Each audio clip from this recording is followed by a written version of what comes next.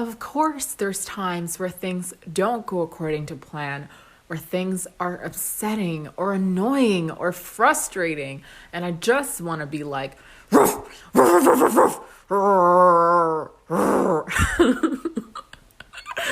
And then I pause and I ask myself, wait, is this consistent with my belief? Is this aligned with my belief? And if it's not, then I have to power down and go from to and then just release all of that inconsistency. Welcome to episode number 1, how to empower, create, and encourage happiness in your life. We are live on the air with yours truly, Alessandra Guerra, or in the English pronunciation, Alessandra Guerra. Did the pronunciation change at all? You tell me. All right, let's just dive right in. All right, so jumping in. How do we empower, create, and encourage happiness in our lives? Well, there are many ways to do this. So I want to begin at the base of happiness, which I believe is internal, our hearts and our souls. And I'd like to begin at the friend of happiness, the one who prepares the way for happiness, whose friend I believe is called peace. I'd like to start at the root, at the home of peace, and work our way out, building and creating that happiness that we desire. Let's first begin with 2 terms to help us truly understand how to create inner peace and harmony. The very first term is called cognitive connaissance. Cognitive connaissance is when our attitudes, behaviors, and actions are aligned with our beliefs and our knowledge. This creates consistency, authenticity, which creates inner harmony and inner peace. The second term is cognitive dissonance. Cognitive dissonance is when our attitudes, behaviors, and actions are not aligned with our beliefs or knowledge. This inconsistency and lack of authenticity creates inner conflict and turmoil. So inconsistency equals inner conflict, and consistency equals inner peace and harmony. And that inner peace and harmony is essential to empower, create, and encourage happiness in our lives. I'd like to talk about the daily opportunities we have to be consistent and authentic so that we can improve our quality of life. So number 1, the very first step is knowing what to be consistent and authentic to. Step 1, identify your beliefs. What do you believe? Step 2, consciously and actively think, speak, and act in a manner aligned with your beliefs.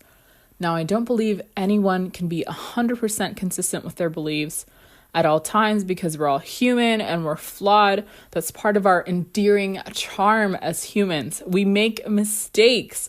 We're on a learning journey, and it's a beautiful journey for us to be on. So what can we do? Well, we're empowered to do what we want. The question is, what do we want? If you want to empower, create, and encourage happiness in your life, give this a go. Once you've found what you believe, be consistent. Let's start with a belief we can be consistent to. So I believe we were all created to be happy. How can my words, my thoughts, and my actions be aligned with that belief? How can I remain consistent to that belief? Let's start with thoughts. Now, I'm a person who loves, and I mean loves, organization. I'm completely fascinated by color-coded Excel spreadsheets. I like plans. Plans and systems are easy to understand. They're safe. It's no nonsense. It's just all logical, straightforward, very simple. So what happens when something doesn't go according to plans or according to my plans? Well, what used to happen is stress. Just very stressful, not pretty, not happy at all. So I used to feel frustrated, discouraged, anxious, irritable, very unpleasant feelings. And I would think thoughts that would add to my unpleasantness, and it would help me dwell in this unpleasant state, and it would fuel my unpleasantness. I would have thoughts like, why does this happen to me? Or life sucks, or people are so disorganized. Rant, rant, rant, rant, rant. So let's take a look into these thoughts. Why does this happen to me? This is a victimized mindset. A victimized mindset is not aligned or consistent with the belief that we are created to be happy. A conquering mindset, an empowered mindset of all experiences happen for my benefit, that is aligned with my belief that we are created to be happy.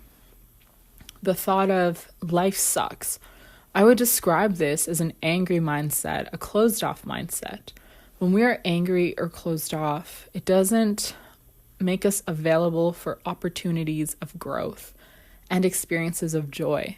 So a patient and growth mindset, a mindset where we can allow ourselves to be open and vulnerable in the way that we connect with each other, and vulnerable in the way that there's more we need to learn. So humility plays a part in that too. This is a mindset aligned with the belief, I am created to be happy. That's consistent with that belief. The third thought, people are so disorganized. I sound so mean. Well, this thought, again, is a thought that is kind of like cutting me off from people. It's a mindset where there's no room for growth. It's just a pretty set mindset. It's just, we are where we are. I don't want to connect. I don't want to grow. And it separates me from people. And I would even add that it's a prideful thought, and it's a prideful mindset. And pride creates a very lonely and unfulfilling life. And this kind of life that pride creates, if we give into it, that life is not aligned with the belief that we are created to be happy. So with these inconsistent thoughts, what can I do so they're aligned with what I believe? How can I create consistent thoughts? The answer is you can create consistent thoughts with how you choose to recreate your secondary thoughts. So let's go ahead. Let's start and recreate these 3 thoughts and turn them from inconsistent thoughts to consistent thoughts. So let's start with, why does this happen to me? Well, why does this happen to me can become, hey, this is a great opportunity for growth. And honestly, self-talk is the most important kind of talk.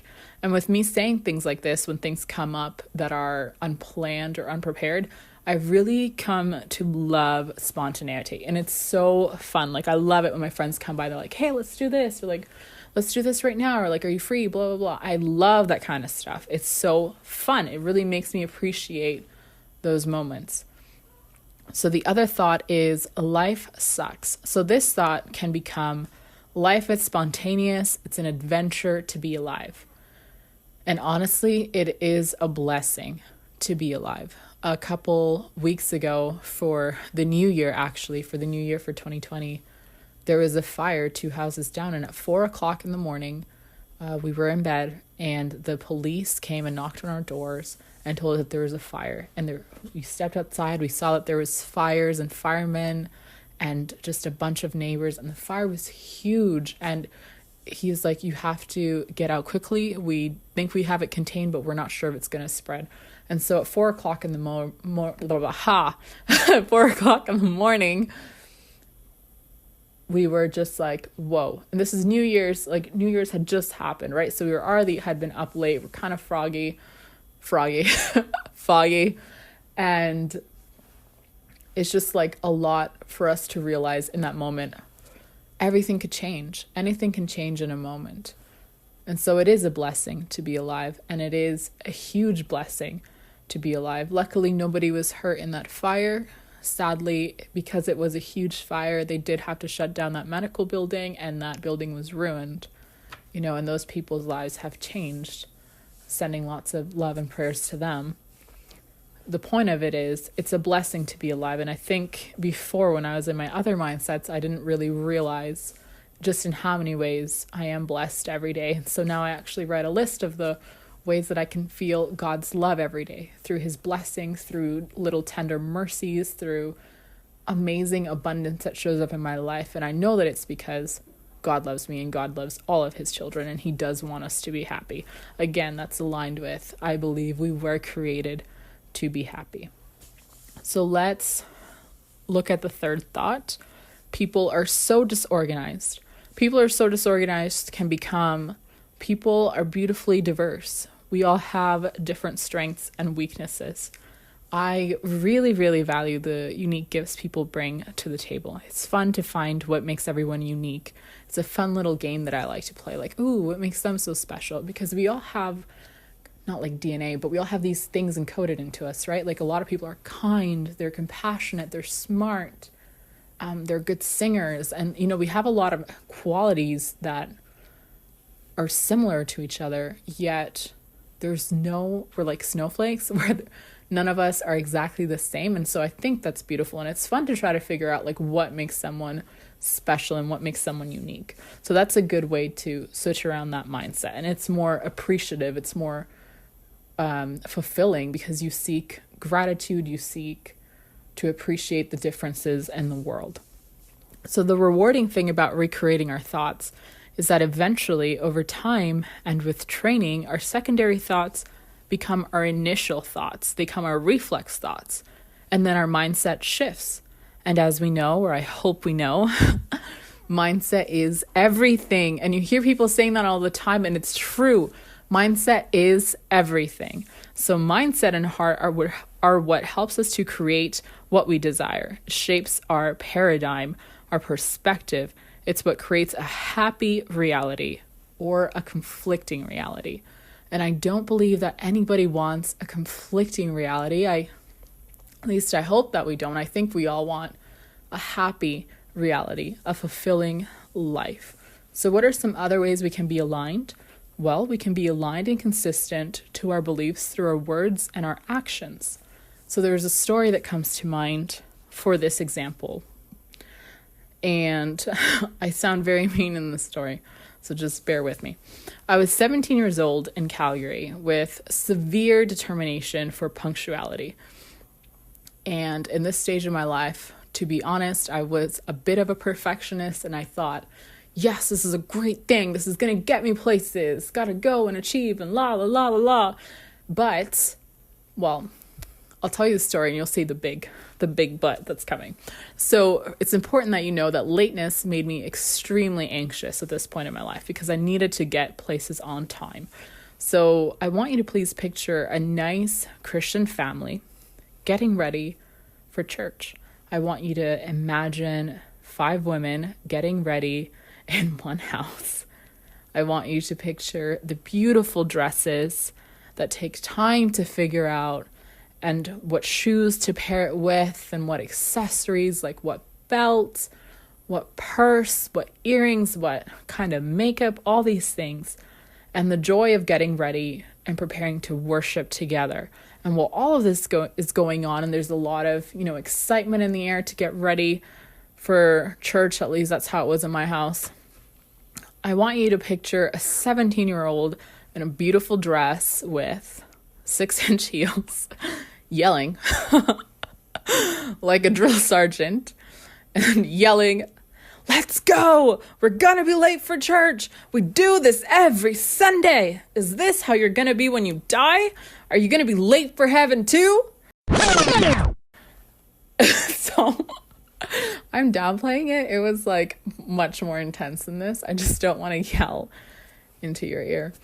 So when you look at that, I wasn't happy and I wasn't making people around me happy. And so that creates conflict with my belief, oh, we are all created to be happy. And if I'm created to be happy and I want to be happy, then consistently I would want to make other people around me happy too, or I wouldn't want to do anything that takes away their happiness. And so the reason that this thought changed, and I realized that this is something I needed to change, is I was called to serve an 18-month mission for my church where I got to represent our Savior Jesus Christ for 18 months. And in that mission, part of what we did was, serve other people, like lots of different people, and have them come closer to God and build their faith. And also we strive to, how do I say this in English? We strive to cultivate Christ-like attributes. So charity,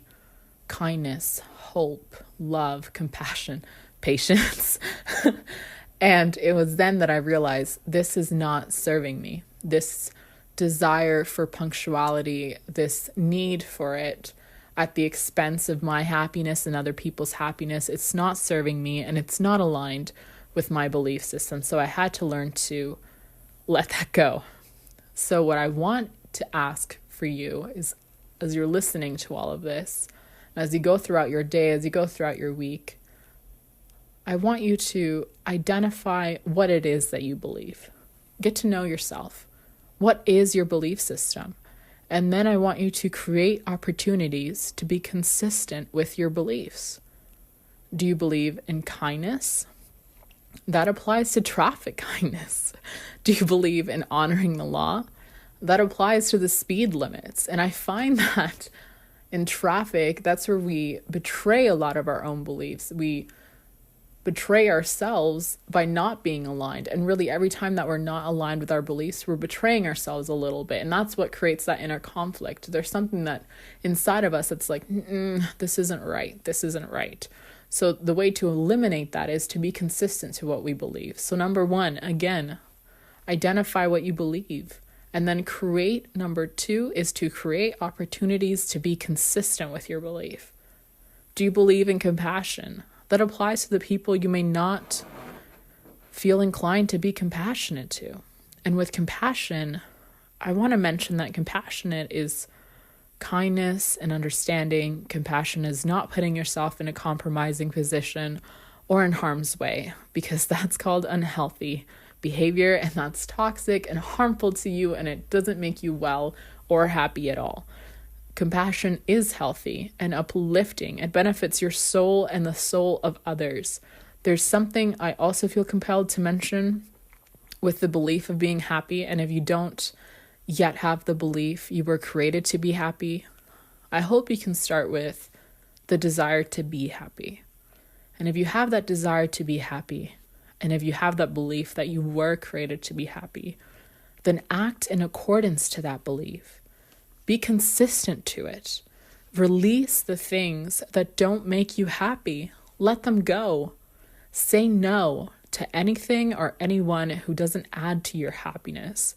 And please don't accept less than your happiness.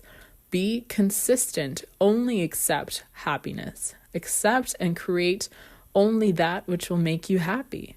Don't make excuses for yourself, and do not make excuses or justifications for anyone else. Be brave, be honest, be consistent, be aligned. Consistently empower, create, and encourage happiness in your own life and in the lives of others. And the last thing I'll share in this episode is the importance of authenticity. For inner peace and harmony, the more we are consistent with our beliefs, the more we are authentic. Have you ever noticed how dogs are honest? Dogs are extremely honest. I have a dog, and so I may sometimes reference dog behaviors in this podcast, but it will definitely help you to see what I'm talking about. So let's look at dogs. Dogs, they're honest in the sense that they are not afraid of rejection. They're not worried about what people will think. They're not insecure. They don't have these things, this fear, these doubts that I feel as human beings kind of hold us back from being honest, from being authentic, from being consistent, from being ourselves. They don't care about what's in style or not. They're just who they are. They're hungry. They'll let you know. They don't care if you think they ate too much, if you think they fat. They don't care. They're like, I'm hungry. I want to eat. Feed me. They're scared. They cry or they whine. They want cuddles. They ask. No fear of rejection. No fear of looking needy. They're just like, this is what I need. This is what I want. They're completely honest. They're vulnerable and authentic. This creates consistency with their beliefs. Their behaviors are consistent to their beliefs, and that's what makes them so honest, and lovable. And I love dogs. And I think this is part of their charm. So if you're excited to see someone, if you're excited about what you want to do, if there's something you don't want to do, whatever it is, whatever you feel, whatever you believe, whoever you are, be honest, be authentic, be brave, be consistent. As you do this, you will feel inner peace and harmony. You will trust yourself more. You will love yourself more. You will respect yourself more. You'll enjoy an increase in confidence and self-esteem, and you will improve your quality of life. So get to it. Empower, create, and encourage happiness in your life. And tell me how it goes. I want to know. Connect with me through the attached Instagram button and favorite this podcast so you can endlessly listen to my sultry voice. And that wraps up our very first episode of the Empower, Create, and Encourage podcast. We began with the first 2 steps to empower, create, and encourage happiness in your life. Step 1, identify what you believe. Step 2, be consistent to what you believe through your thoughts, words, and actions. It says ECE as 1, 2, 3. Choose to empower, create, and encourage happiness in your life. I hope to connect with you again. Thank you for listening. Oh, thank you.